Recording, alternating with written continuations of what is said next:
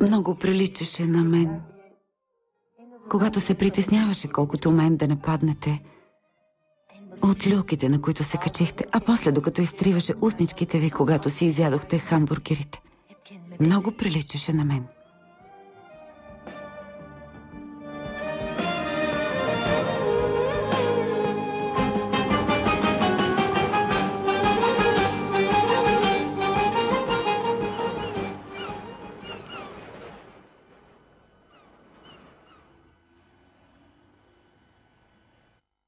Много благодаря за съдействието, което ни оказахте, господин директор. Няма нищо, господин Керим. Нали за това сме колеги? Не се притеснявайте. Естествено, че ще помогна с каквото мога. Радваш ли се, дъще? Записахме те. Да, много, тате.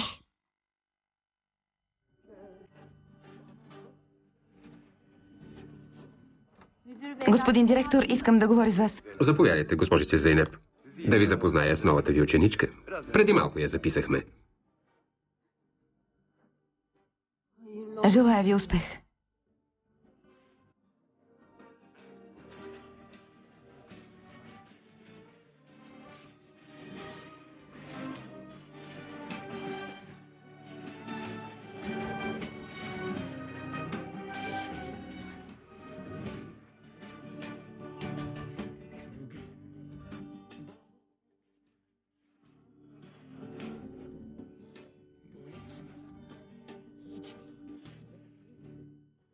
Какво щяхте да ми казвате? Дойдох да си подам оставката.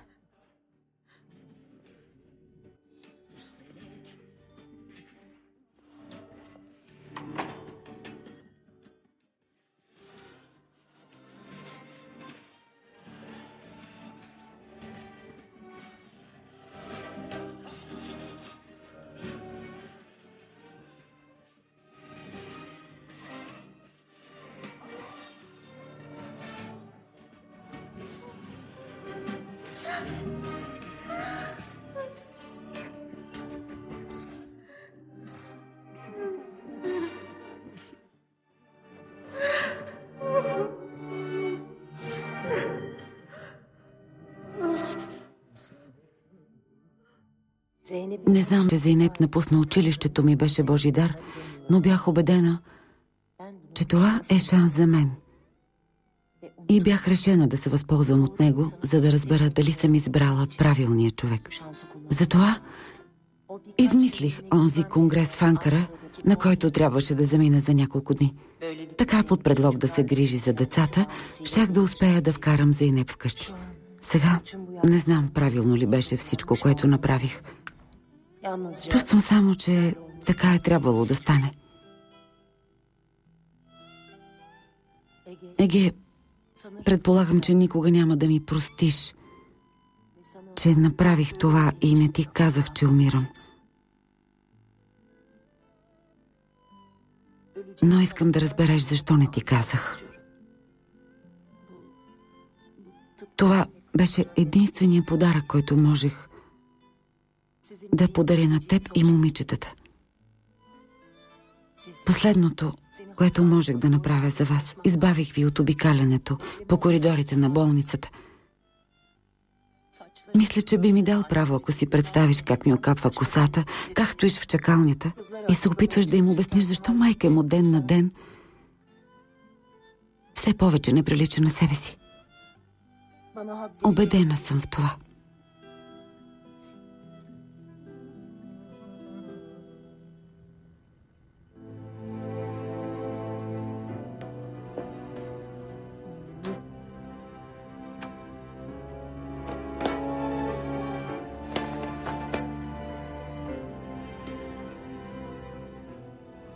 Ела тук. Целувка.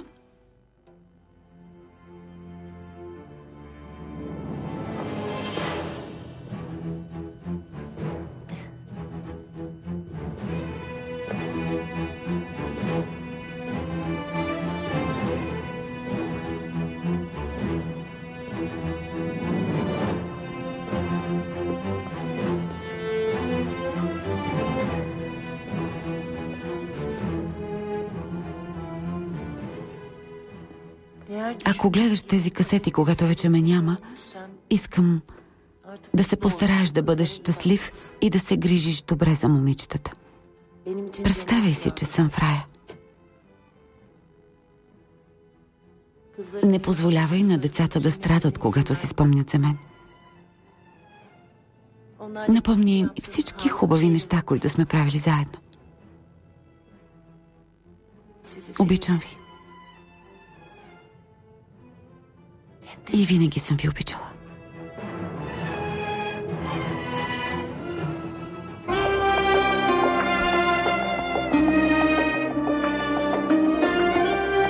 Преводач Валерия Мартинова. Ролите озвучиха артистите Елена Руселиева, Татяна Захарова,